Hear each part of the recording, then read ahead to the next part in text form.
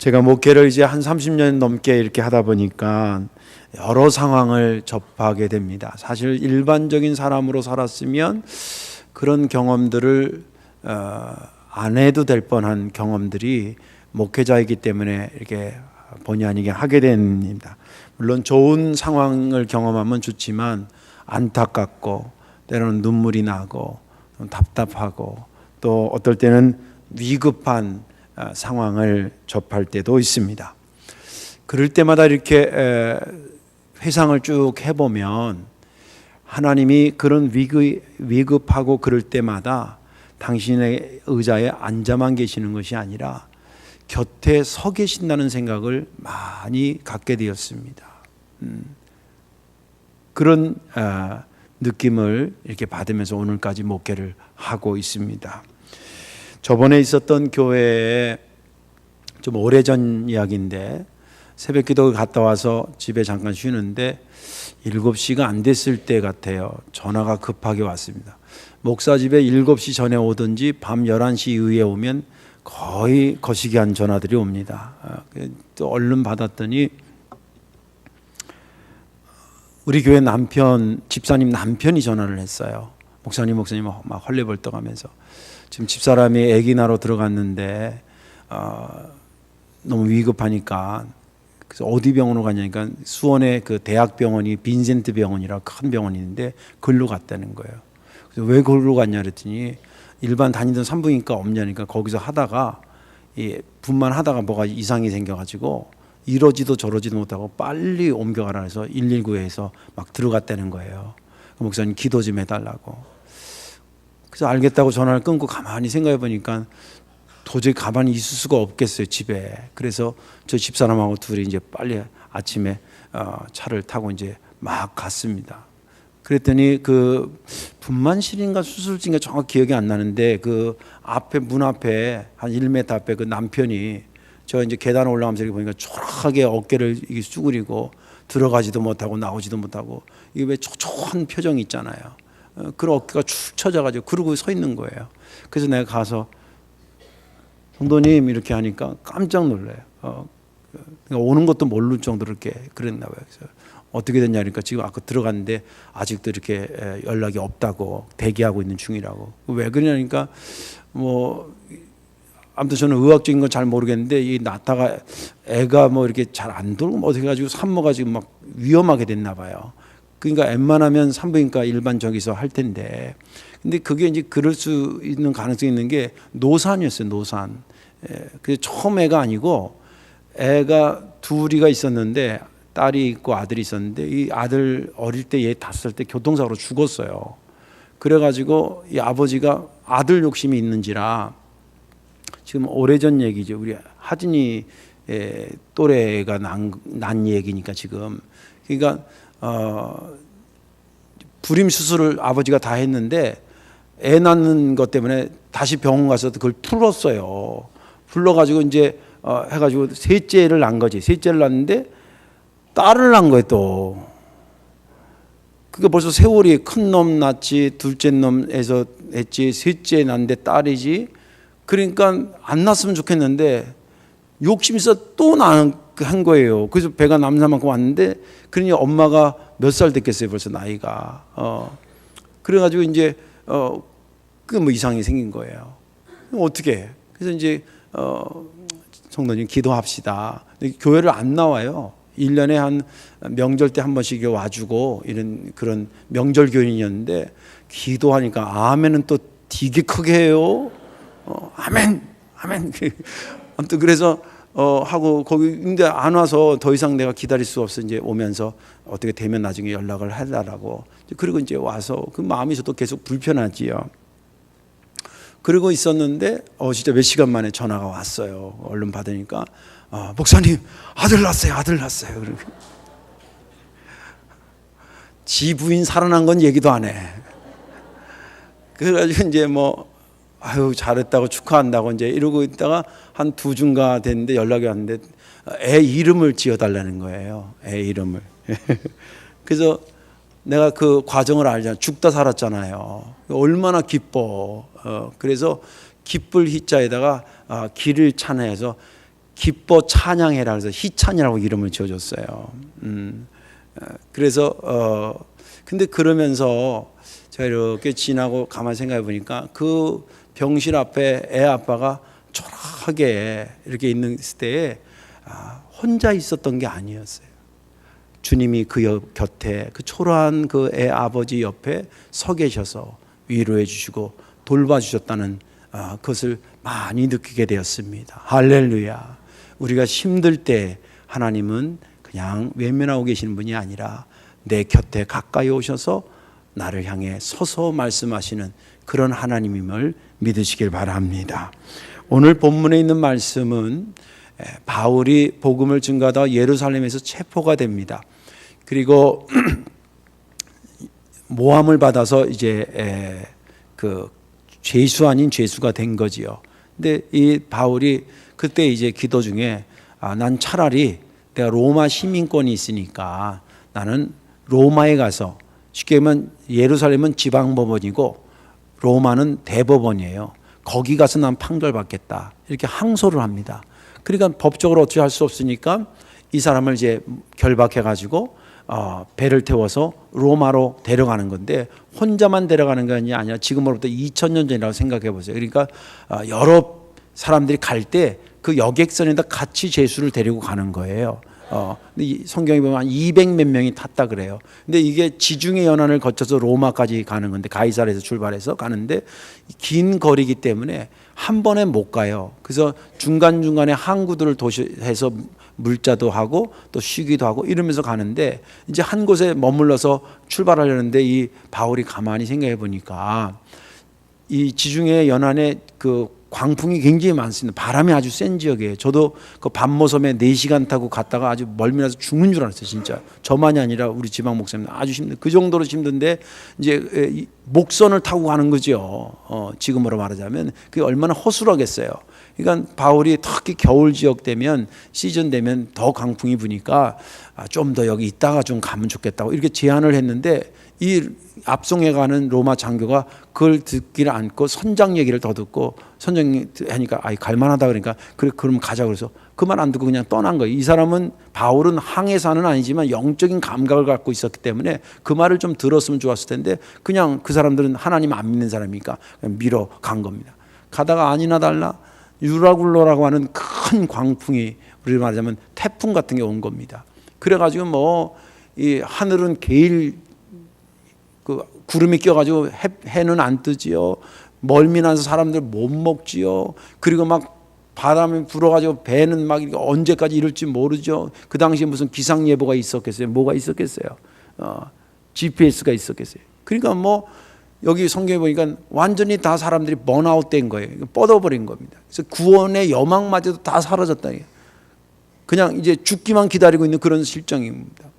그때 바울이 그날 밤에, 그 전날 밤에 하나님의 천사가 바울 곁에 오더니 서서 바울한테 아주 귀한 말씀을 주셨습니다. 바울아, 걱정하지 마라.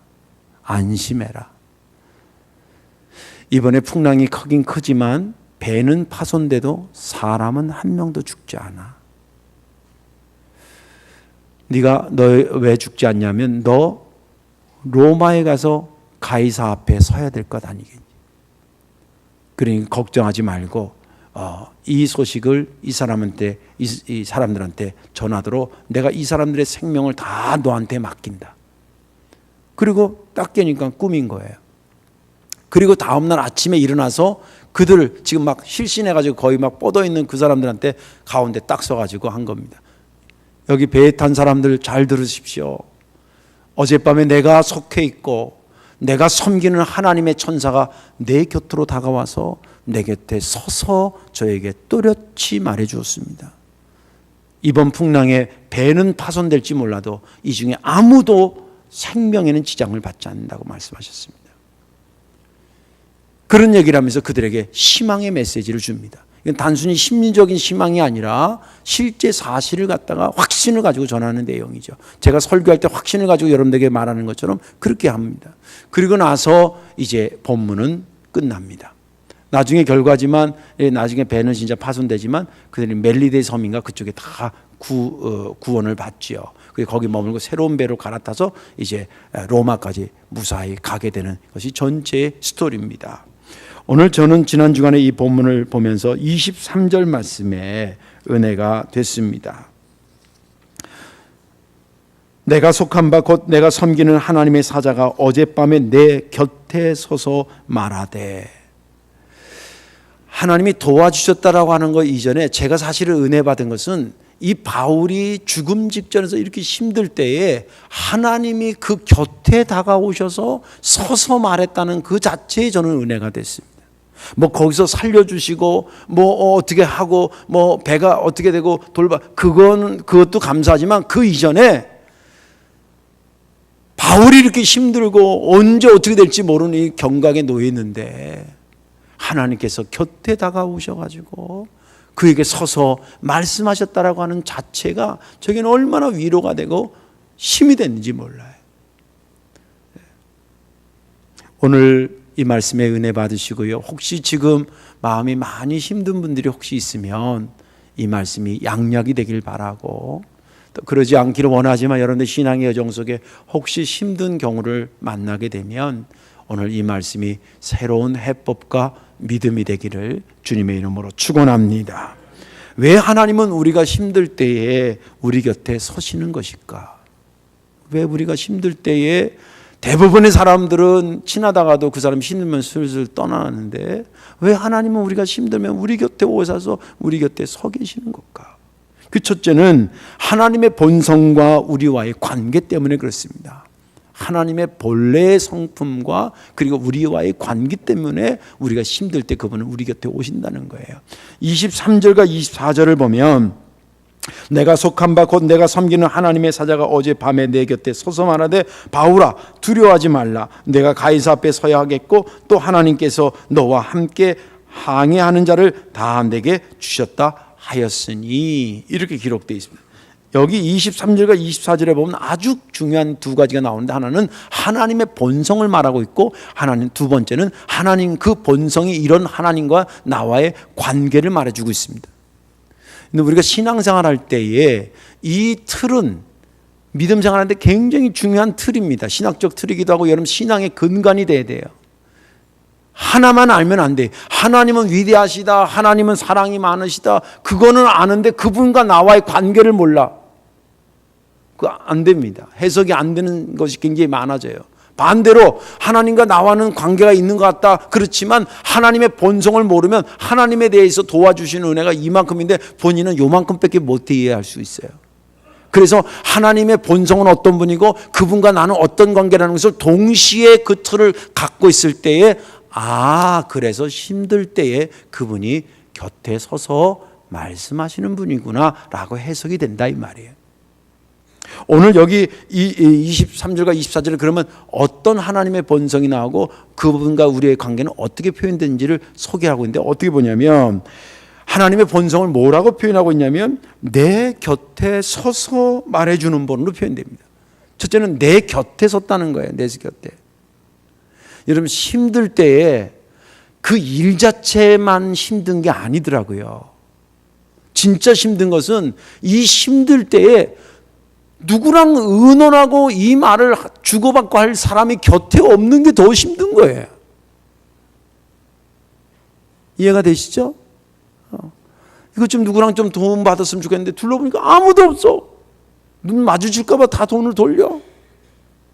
지난 주간에 우리 교육부 장로님하고 또 총무님하고 저랑 인천기공하고 저기 학용여고를 갔는데, 인천기공 남자애들은 뭐 좀 그냥 그러는데 인천여고 갔을 때 이제 아이들이 오는 사이에 그 교감선생님하고 한 5분 정도 이렇게 얘기를 나눌 기회가 있었어요. 제가 새로운 사실을 알았어요. 그분이 말하기를, 교감선생님이 이래요. 목사님 요새는요 여자 여고 애들이 얼마나 민감할 때 예민할 때잖아요. 상담실이 모자른데 진짜 편부스라에서 자라는 애들이 많고요. 그리고 심지어는 할아버지 할머니랑 사는 애들도 많대요. 그 얼마나 고민이 많겠어. 이걸 좀 털어놓고 싶은데 털어놓을 데가 없는 거예요. 그러면서 말하기를 요즘 애들이요, 우리 학교에도 우울증 약을 먹는 애들이 많아요. 그래요. 깜짝 놀랐어요, 나는. 우울증 약은 성인 돼가지고 뭐 사업이 안 되거나 뭐 여자들이 뭐 이게 산후조리 때문에 우울증 그럴 때만 그런 분들이 주로 드시는 줄 알았더니 여고생들이 먹었다는 건 난 처음 들었어요. 근데 내가 재짜 많아요? 그랬더니 많습니다. 그러는 거예요.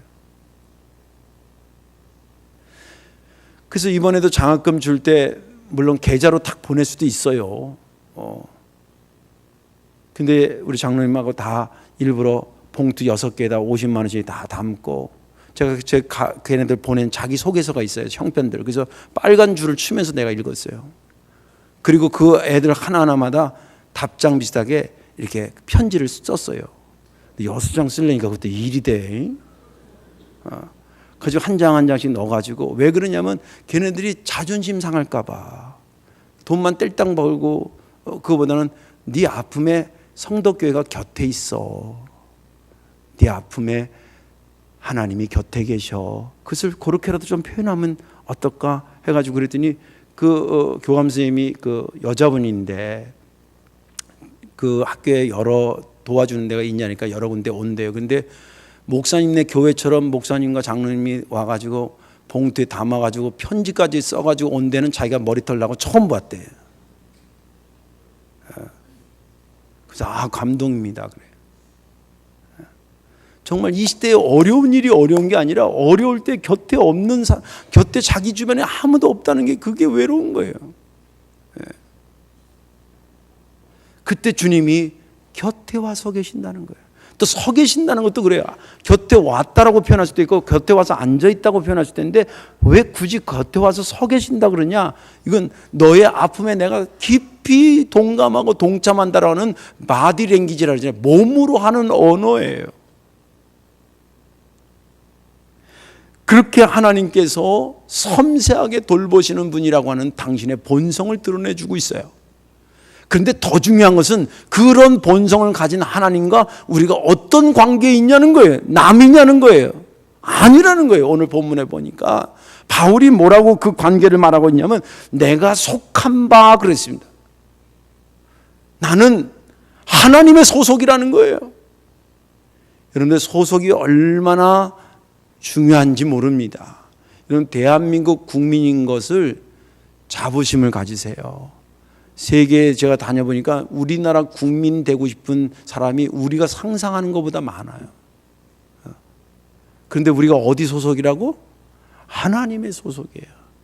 남자들 몇 명만 모이면 밥 한 번 먹고 꼭 나오는 얘기가 군대 얘기예요. 근데 군대 얘기 중에 또 나오다 보면 너 어디 소속이었냐가 또 관건이야.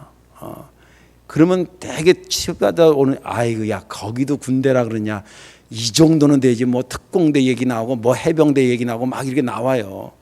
그럴 때 여러분들 자신 있게 나는 하나님 소속이다 그래. 마하나임이다 그래. 하나님의 군대니까. 나는 하나님의 소속이니까 그분이 내 삶을 주관하시고 내 문제를 해결하시는 분이에요. 이건 이제 헬라어로는 엔크리스토스라고 합니다. 엔은 인이라는 영어로 인, 크리스토스는 그리스도라는 거예요. 바울 신앙의 근간을 이루는 것은 엔크리스토스입니다. 그는 자기가 예수 밖에 있었던 존재였는데 성령의 감화와 감동을 통해서 환상을 통해서 예수 안으로 들어옵니다. 그리고 나서 그것이 모든 생각의 시작이고 행동의 시작이었습니다. 여러분들 성경에 조금 교회만 다니면 아는 외우는 거 내게 능력 주시는 자에서 내가 모든 것을 할 수 있다 그거 있잖아요. 그거의 신학적 포커스는 엔크리스토스예요. 내게 능력 주시는 자 안에서 내가 예수 안에서 내가 모든 것을 할 수 있다. 내가 모든 것을 할 수 있다. 그러니까 그 그리스도 안에 속해 있기 때문에 그것을 하게도 되고 힘도 나고 이루게도 되고 못 갈 것 같은 것도 가게 되고 그렇다는 거예요. 이게 바울이었습니다.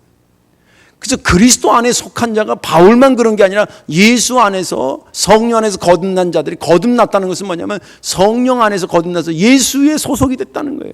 하나님의 소속이 된 거예요. 여러분들이 그런 존재임을 믿으시기 바랍니다. 그리고 또 말하기를 내가 섬기는 하나님, 나는 어떤 존재냐면 하나님을 예배하도록 자격을 부여받은 자라는 거예요. 나는 마귀를 예배하는 자가 아니라 하나님을 예배하도록 자격을 부여받은 자라는 거예요. 그래서 예배 자리에 하나님이 나를 초청해 주시고 그 자리에 내가 참여하게 되는 거예요. 여기가 청와대보다 못한 것입니까? 하나님의 권능이 머무르는 성전인 줄로 믿으시기 바랍니다. 여기에 여러분들을 거룩하게 초청해 주시고 너희들이 예배할 때 내가 받으시겠다고 하는 거예요. 우리가 어떤 존재냐면 그런 존재예요. 하나님의 소속이요, 하나님을 섬길 수 있고 그 섬김을 하나님 받으시는 것이 그분과 우리의 관계예요. 자, 이제 종합을 해봅시다. 하나님은 섬세하게 돌보시는 분이에요. 곁에 와서 서서 돌보시는 그런 하나님, 그리고 그 하나님하고 나는 어떤 관계냐면 나는 그분의 소속이고 그분을 예배할 수 있는 자격을 부여받은 사람이에요. 그런 내가, 그런 관계 속에 있는 내가 힘든 지경에 처했을 때에 하나님이 어떻게 움직이시겠냐는 거예요. 외면하시겠냐는 거예요. 아니면 가까이 곁에 와서 서 계시겠냐는 거예요. 당연히 곁에 와서 서 계시겠죠. 사실 하나님의 본성 하나만 하더라도 곁에 와서 서 계시는데 거기에 하나님과 우리와의 관계까지 추가됐으니 그분이 나 몰라라 하실 분이 절대 아니라는 거예요. 제가 이것을 이렇게 해석하는 것은 자가적 해석이 아닙니다. 본문에만 그렇게 나오는 것이 아니라 성경 여러 곳에 토시 하나 틀리지 않게 나의 곁에 서서라는 단어들이 나와요. 사도행전 23장 11절에 보면 그날 밤에 주께서 바울 곁에 서서 이르되 담대하라, 내가 예루살렘에서 나의 일을 증거하는 것 같이 로마에서도 증언하여야 하리라. 이건 다른 곳인데 그때 주님께서 나타났는데 뭐라고 하냐면 바울 곁에 서서 이르되 그랬어요. 똑같이 그지? 곁에 서서. 또 사도행전 7장 55절에 스데반이 성령 충만해, 스데반이 돌 맞아 죽을 때의 얘기입니다. 성령이 충만해 하늘을 우러러 주목하여 하나님의 영광과 및 예수께서 하나님 우편에 서신 것을 보고, 스데반이 돌에 맞아 죽어가는데 하늘을 우러보니까 하나님의 영광이 보이고, 그리고 그 곁에 예수님이 앉아 계셨다는 거예요. 섰다는 거예요. 서서 자기를 쳐다보고 있는 걸 스데반이 보는 거예요. 아까도 말했죠. 몸으로 하는 언어예요. 안타까워 어쩔 줄 모르는 표정이에요. 디모데후서 4장 17절 주께서 내 곁에 서서 나에게 힘을 주심은 나로 말미암아 선포된 말씀이 온전히 전파돼요. 여기도 보니까 주께서 내 곁에 서서 나에게 힘을 주심을, 나의 곁에 섰다는 말을 똑같이 나이라고 오늘 본문까지 하면 네 군데에서 얘기하고 있어요. 이것의 공통점이 뭐라고 생각하십니까? 힘들 때에 하나님은 사랑하는 자를 찾아오셔서 곁에 서서 그에게 말씀하고 계신다는 것을 말해주고 있는 것입니다. 우리가 신앙생활 할 때에 힘들다라고 느껴질 때가 있을 것입니다. 그때에 힘든 것에 너무 집중하지 마십시오. 그때 주님께서 내 곁에 가까이 오시고 그리고 내 곁에 서서 나에게 말씀하고 있다는 것을 잊지 않기를 주의 이름으로 축원합니다. 두 번째, 하나님은 왜 우리가 힘들 때 우리 곁에 서시냐면 주어진 사명을 끝까지 이루어 가게 하기 위해서 곁에 서 계시는 것입니다. 우리에게 주어진 사명을 끝까지 이루어 나가도록. 오늘 24절에 보면 바울아 두려워하지 말라, 내가 가이사 앞에 서야겠고 또 하나님께서 너와 함께 항해하는 자들을 다 네게 주셨다 하였으니, 여기 보면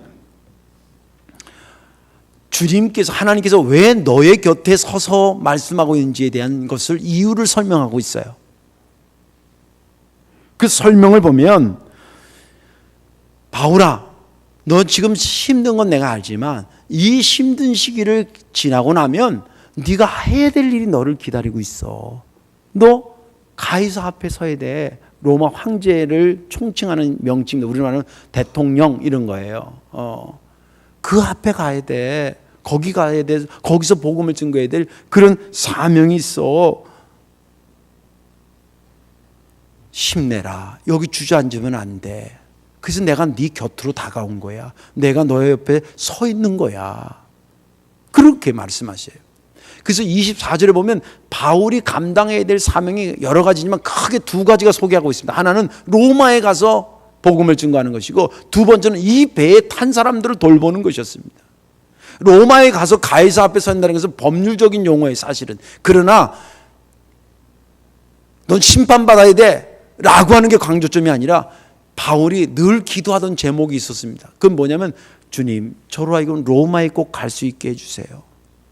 로마를 가면 거기가 마지막 교두보를 삼아서 땅끝이라고 하는 서바나, 지금 말하는 스페인과 포르투갈 그쪽까지 갈 생각을 했던 거예요. 근데 로마까지 가는 게 이게 첩첩산중이에요. 일단 거리도 먼데다가 당시에 바울을 죽이려고 하는 암살단들이 여기저기 도처에서 기다리고 있었어요.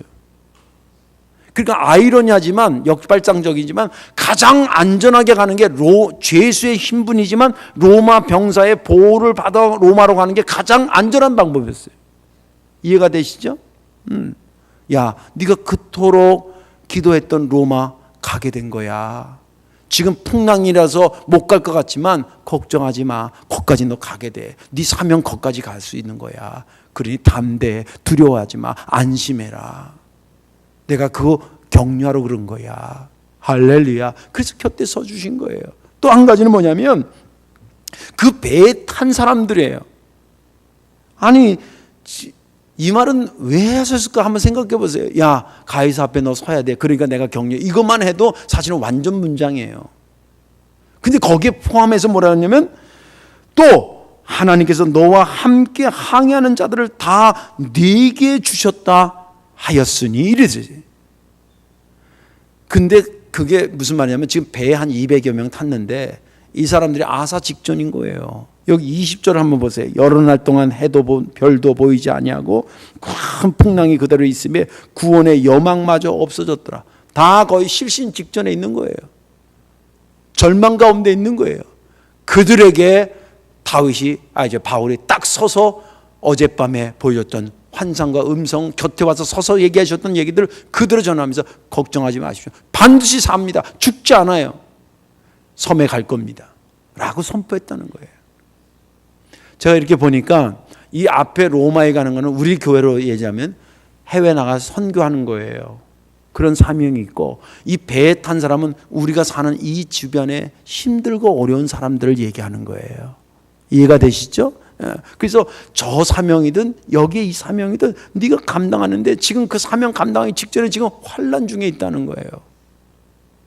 그런데 이 주변에 많은 교회들을, 많은 영혼들을 구원하는 것이 우리 교회가 계속 유지되고 있어야 되는데, 이 유지시키는 게 보통 힘든 게 아니에요. 사실 제가 목사라서 내 말을 해서 죄송하지만 이 목회가 쉽지 않아요.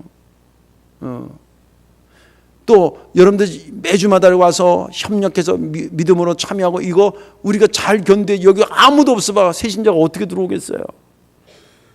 그거 여러분들이 협력하는 겁니다. 이 사명을 감당하기 위해서 때로는 시간도 헌신하고 물질도 헌신하고 몸도 헌신하고 그러는 거예요.